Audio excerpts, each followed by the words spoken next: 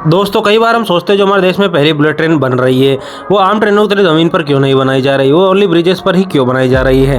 हम फालतू में इसके पीछे पैसा वेस्ट क्यों कर रहे हैं। लेकिन दोस्तों कई मायनों में जो बुलेट ट्रेन है वो आम ट्रेन से बिल्कुल अलग है। तो रीजंस है कि आज हम उसके बारे में जानने वाले हैं। जो सबसे मेजर रीजन बन के आता है बुलेट ट्रेन के ब्रिजेस पर बनने के ऊपर, वो है बुलेट ट्रेन के ग्रेडियंट का रिक्वायरमेंट। ग्रेडियंट यानी स्लोप। जो जमीन होती है वो ऑब्वियसली ऊबड़ खाबड़ होती है, वो कुछ इंचेज में ऊबड़ खाबड़ हो सकती है। लेकिन अगर हम डिस्टेंस को बढ़ाएं, लेकिन हम जब दूरी को कुछ किलोमीटर तक बढ़ाएं जो डिस्टेंस है वो कुछ मीटर से लेकर कुछ किलोमीटर तक की हो सकता है, जिसके कारण कई दिक्कतें प्रोड्यूस होती है।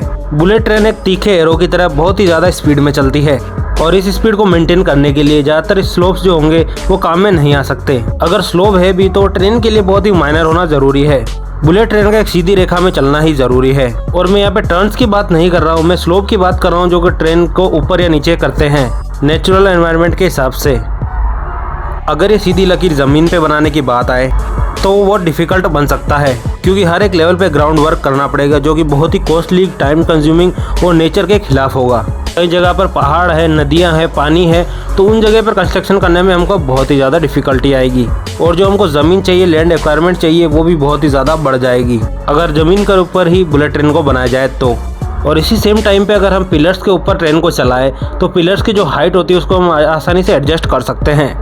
एग्जाम्पल के तौर पर अगर दो पिलर्स के बीच में सरफेस का एरिया कुछ 1-8 मीटर का अप डाउन हो तो पिलर्स की सहायता से ब्रिज को एक सीधी रेखा में करना बहुत ही आसान काम होगा। यही चीज़ अगर ज़मीन के साथ किया जाए तो हमें बहुत ही ज़्यादा एफर्ट्स की ज़रूरत पड़ेगी और यही प्राइमरी रीज़न है ब्रिज का इस्तेमाल करने के। और जब ये प्रॉब्लम सॉल्व हो जाती है तो ब्रिजेस कई दूसरे प्रॉब्लम को भी सॉल्व कर देता है, क्योंकि ज़मीन से ऊपर है तो नीचे से आराम से ट्रैक क्रॉसिंग का इशू ही निकल जाता है। अगर ज़मीन पे ये चीज़ बनाई जाए तो चारों तरफ फेंसिंग करनी पड़ेगी और इंडिया में आपको पता है फेंसिंग को कोई भी आसानी से तोड़कर ले जा सकता है। दीवार बनाएंगे तो दीवार को तोड़ भी देंगे और यही चीज़ें ब्रिज में बिल्कुल नेगोशिएबल हो जाती है और किसी का भी आना जाना अवरुद्ध भी नहीं होगा। जो लोग जैसे चाहे वैसे ट्रैवल कर सकते हैं। एक अगला रीज़न क्लाइमेट भी निकल के आता है। जैसे कई जगह गड्ढे हैं तो अगर वहाँ पानी भी भर जाए तो ब्रिज के ऊपर ट्रेन को चलने में कोई प्रॉब्लम नहीं होगी। और पानी भरने से, पेड़ पौधे उगने से ट्रैक्स के मेंटेनेंस का भी काफ़ी खर्चा हो जाएगा, लेकिन ब्रिज के ऊपर ये प्रॉब्लम काफ़ी कम होगी। और इंडिया के बारे में जो चीज़ मैंने पहले कही वही अगर डिटेल में मैं कहूँ आपसे, अगर चलती ट्रेन के सामने कोई इंसान, कोई जानवर या कोई कार आ जाए तो काफ़ी चांसेस होते हैं कि ट्रेन को कोई नुकसान नहीं पहुँचता है। लेकिन यही अगर बुलेट ट्रेन के साथ होता है तो ट्रेन को भी काफ़ी खतरा हो सकता है जो कि नहीं लिया जा सकता। और इन्हीं कारणों की वजह से बुलेट ट्रेन जो है वो पिलर्स पे और ब्रिजेस पे ही बन रही है और बहुत ही कम एरिया में, टनल्स या फिर ग्राउंड एरिया में बन रही है जहाँ पर ये सब खतरे ना हो।